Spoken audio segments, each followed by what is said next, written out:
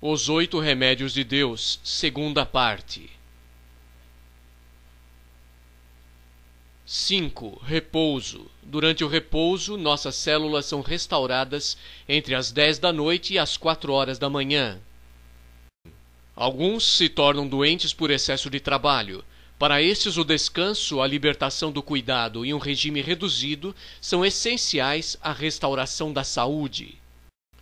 Foi-me mostrado que os guardadores do sábado, como povo que trabalha de maneira tão árdua, não se permitem mudança ou períodos de repouso. O recreio é necessário aos que se acham ocupados em labor físico, e mais ainda essencial àqueles cujo trabalho é especialmente mental. Não é essencial à nossa salvação, nem para a glória de Deus, manter o espírito em contínuo e excessivo labor, mesmo sobre temas religiosos.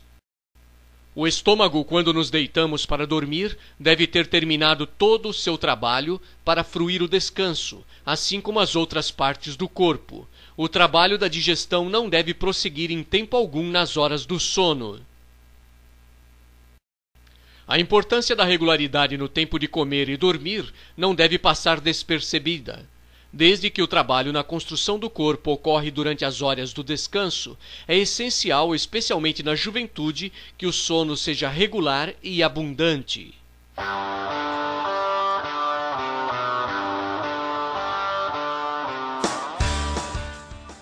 Você acorda muito cansado? Saiba que isso pode ser a posição em que você dorme. Então, algumas dicas de como se pode dormir.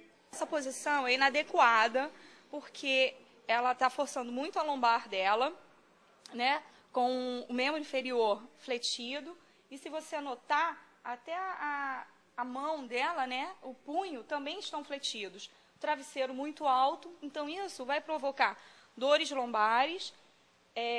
Se ela tiver um quadro também de tendinite ou alguma dor nessa região, seja ela uma digitadora, trabalhe muito tempo com o computador, também vai facilitar quando ela acordar ela sentir essas dores. O travesseiro muito alto vai causar torcicolos. Então, também o travesseiro muito alto é prejudicial. Se a pessoa, vamos, por favor, dormir de barriga para cima, então, o que seria mais adequado se uma pessoa dorme de barriga para cima? O travesseiro ser um pouco mais baixo e você colocar também um travesseiro fletindo a perna. Deixa eu pegar aqui um travesseiro. Isso. Então, levanta aqui um pouquinho a perna. Aqui um pouquinho. Deixa eu só descer. Como essa maca já tem uma altura, então ela não precisaria, porque aqui o encosto da maca é um pouco mais alto. Como é cama, ele é mais reto, a gente colocaria um travesseiro um pouco mais baixo. Então, ela não está forçando tanto a parte cervical dela para causar um torcicolo. E também não força a lombar. Principalmente a mulher que já tem um bumbum, né, um pouquinho maior, ela vai relaxar toda a parte da musculatura paravertebral. E também facilitando a posição do melhor conforto em membros inferiores. Isso para a pessoa que costuma dormir de barriga para cima. O ideal seria dormir de lado, por favor. De lado, com o travesseiro entre as pernas. Aí o travesseiro pode ser um pouquinho mais alto, para ele poder preencher esse espaço entre a cabeça e o ombro. Então, ele pode ser um pouquinho mais alto. Então, a melhor posição para se dormir seria essa. De barriga para baixo.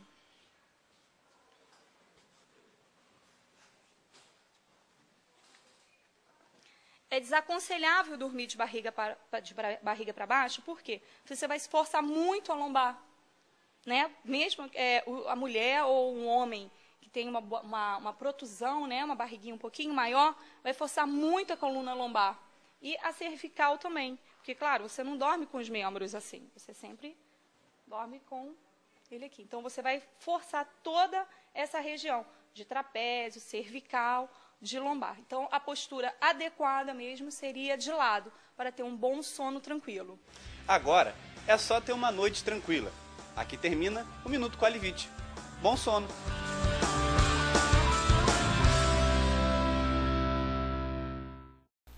6. Temperança.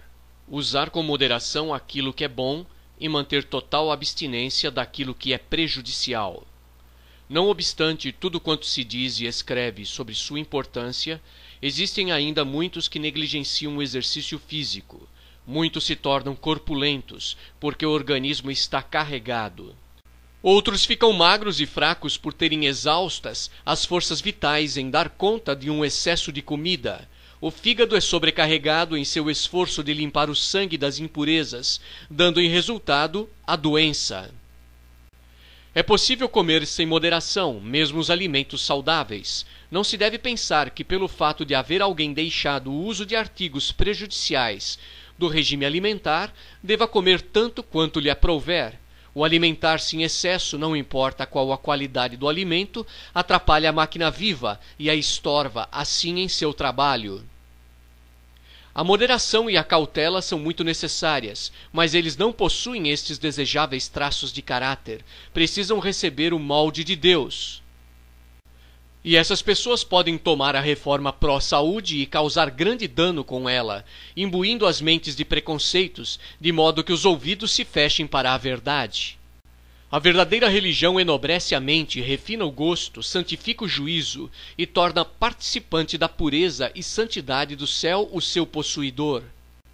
Traz para perto de nós os anjos e nos separa mais e mais do espírito e influência do mundo, faz parte de todos os atos e relações da vida e nos dá o espírito de moderação. E o resultado é a felicidade e a paz. Gotas de saúde. A melhor definição para a temperança é o uso moderado das coisas boas e saudáveis com abstenção total das prejudiciais. É viver de maneira equilibrada. Deus disse: quer comais, quer bebais, ou façais outra coisa qualquer, fazei tudo para a glória de Deus. 1 Coríntios 10:31. Temos uma vida equilibrada quando usamos inteligentemente coisas boas e evitamos as coisas ruins. A meta é buscar um bem-estar físico, mental, emocional e espiritual. Temperança não envolve somente a abstinência de álcool, tabaco e drogas. Refere-se a todos os aspectos do nosso estilo de vida, ou seja, exagero ou inércia em relação a qualquer ação. Um viver desequilibrado rouba os homens e as mulheres de uma vida rica, saudável e satisfatória. O bom senso muda seu estilo de vida e pode adicionar anos à sua existência. 7. Alimentação saudável e equilibrada. Comer corretamente é vital. Somos aquilo que ingerimos. Portanto, quer comais, quer bebais ou façais outra coisa qualquer, fazei tudo para a glória de Deus. 1 Coríntios capítulo 10, versículo 31. Como medida emergencial, o Criador permitiu a inclusão de carnes como alimento após o dilúvio. Porém, no ideal da criação, o ser humano foi criado vegetariano. Leia Gênesis capítulo 1, versículo 29. No entanto, Deus autorizou a alimentação carnívora de certas espécies de animais considerados limpos. O tipo de alimentos e substâncias utilizadas afetam seu relacionamento com as pessoas e com Deus. A dieta ovo-lacto-vegetariana, no que diz respeito à nutrição, é segura. O alimento antes do pecado. E disse Deus ainda: eis que vos tenho dado todas as ervas que dão semente e se acham na superfície de toda a terra, e todas as árvores em que há fruto que dê semente, isso vos será para mantimento. Gênesis capítulo 1, versículo 29. Desejo dizer, porém, que quando chegar o tempo em que não mais é garantido usar leite, nata, manteiga e ovos, Deus o revelará.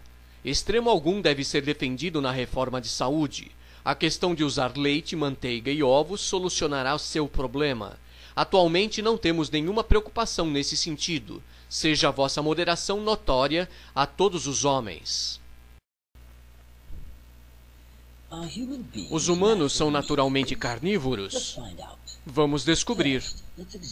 Primeiramente, vamos analisar os dentes e a mandíbula. Os carnívoros têm mais caninos que molares e suas mandíbulas são mais alongadas e pontudas.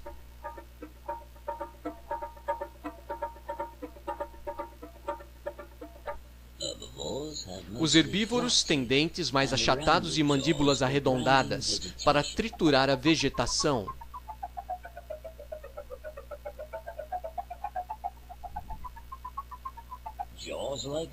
Mandíbulas como esta não são boas para morder a caça.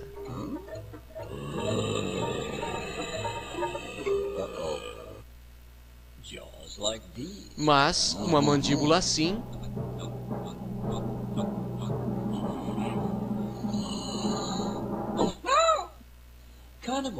carnívoros têm muitas habilidades naturais de caça, como a visão noturna.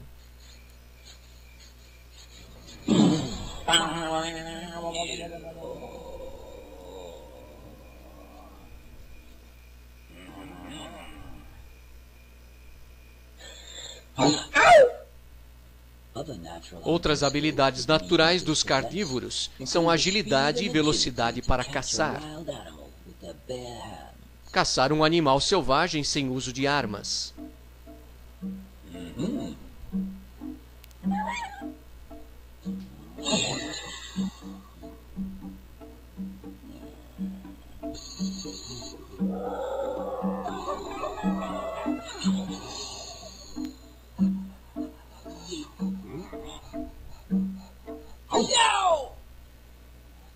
Os intestinos dos carnívoros são curtos, o que permite eliminar a comida rapidamente, antes que os componentes da gordura sejam absorvidos pelo corpo.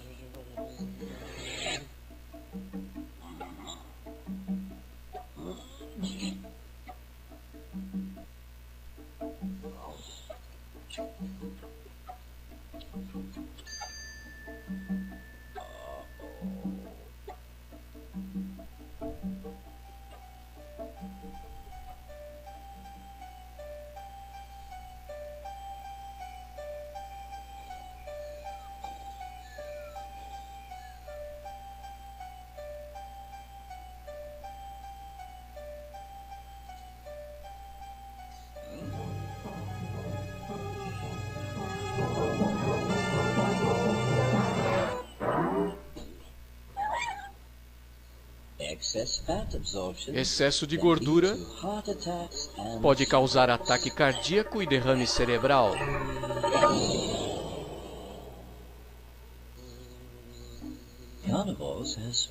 Os carnívoros têm enzimas especiais no estômago que matam as bactérias da carne em decomposição, e eles adoram o cheiro da carne morta. Isso é natural, é a refeição deles.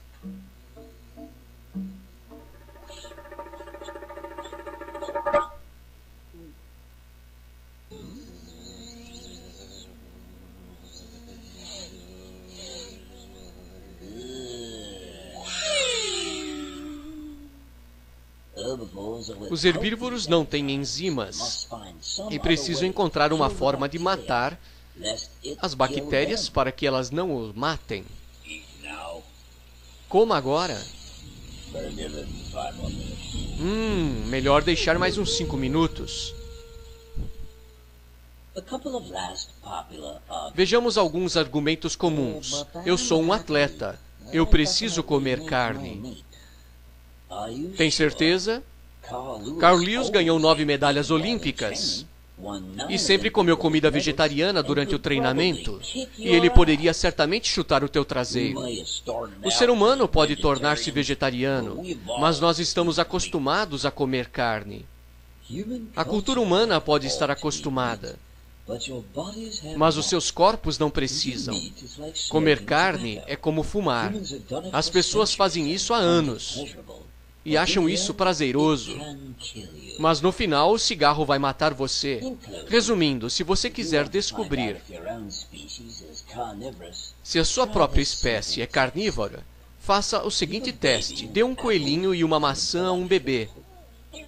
Se o bebê brincar com a maçã e comer o coelhinho, ele será um carnívoro.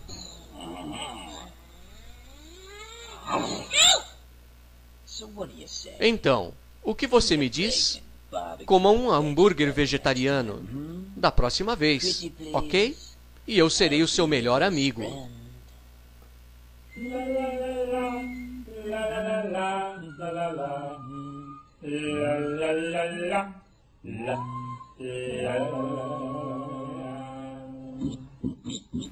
Precisamos ter coragem para ser diferentes. 1. Ingerir apenas substâncias que Deus criou como alimento. Evitar o que não foi criado como tal. 2. Sempre que possível, ingerir os alimentos da maneira como foram criados, como encontrados na natureza, e não transformados em algo que o ser humano acha melhor. 3. Evitar o vício da comida. Não deixar que a comida ou a bebida se tornem nosso Deus. 8. Confiança no poder de Deus. A maioria das enfermidades se origina em mentes perturbadas. Quando se aprende a confiar em Deus, se experimenta paz e restauração mental e emocional. Cada momento somos mantidos pelo cuidado de Deus e sustentados pelo seu poder. Ele enche nossa mesa de alimento, dá-nos sono pacífico e refrigerador. Semanalmente traz-nos o sábado, a fim de que possamos descansar de nossos trabalhos temporais e adorá-lo em sua própria casa. Deu-nos sua palavra para que fosse uma lâmpada para nossos pés e uma luz para o nosso caminho. Nas suas sagradas páginas encontramos sábios conselhos, e sempre que a ele elevamos nosso coração em contrição e fé, concede-nos as bênçãos de sua graça. Acima de tudo está o dom infinito do querido Filho de Deus, através do qual fluem todas as outras bênçãos para esta vida e para a vida vindoura. Conhecer e amar a Deus é nosso maior privilégio, e sermos conhecidos e amados é o maior prazer de Deus. Você jamais cultivará um relacionamento íntimo com Deus apenas indo à igreja uma vez por semana. Uma amizade com Deus é construída ao partilharmos com Ele todas as nossas experiências.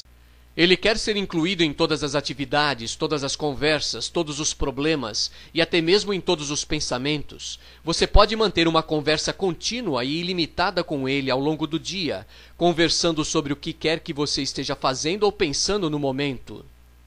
Não é mudar o que você faz, mas mudar a sua atitude em relação ao que faz. Ou seja, o que você normalmente faz por si mesmo, comece a fazer por Deus. Comer, tomar banho, trabalhar, relaxar ou jogar. Porém, é impossível ser amigo de Deus deixando de lado o conhecimento do que ele diz. Você não pode amar a Deus a não ser que o conheça, e não pode conhecê-lo sem conhecer sua palavra.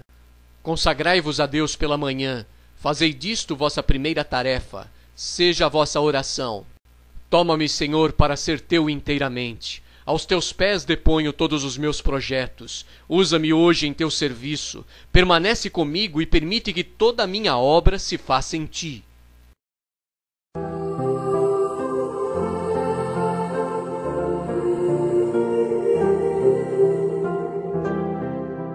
A águia é usada como símbolo dos que confiam em Deus. Esse brilho é intenso e interessante desde sua origem. As águias podem levar até 1 ano para voar sozinhas. Pessoas verdadeiras são como águias. Podem levar tempo para amadurecer. Podemos ver pombos, andorinhas e periquitos voando em bandos. As águias não. Elas estão sempre sozinhas. Ficam no alto, olhando o azul infinito. Não tenha medo de ficar só. Geralmente o cristão anda na contramão da vida. Voe alto, embora os que voam alto não sejam compreendidos. São, em vez disso, temidos, criticados e muitas vezes condenados. O que fazem as águias quando a tormenta vem?